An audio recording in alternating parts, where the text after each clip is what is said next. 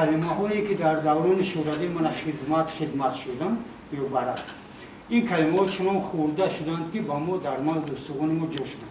آن همینطور کلمه‌های توجیکی رو وقتی با بازیگر فوتبال وقتی شورت میپوشند ما میگیم که با شورت نیست و در شاهنامه اون رو رونین میگویند، یعنی رونش رو میپوشند.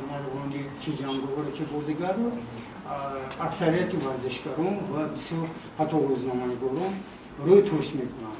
گویا با اونها گوشخراش میتواد کنند که کلمه صرف توجیکی است. چرا ما یک کلمه زنده رو توجیکی رو زنده نکنیم؟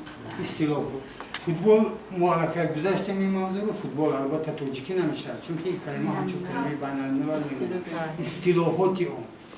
تصور کنید همون شهماتی که ما اختراع کرده بودیم در شهر امروز در تمام جهان به زبان خودشون ترجمه کردن، با جز نام شهمات فرض توره و همش رو ترجمه کردن و با جز شهر. ما هم فوتبال رو حق داریم ترجمه کنیم چون که توجیکانه بسیار اصطلاحات رو کاربرد کردن ممکن است.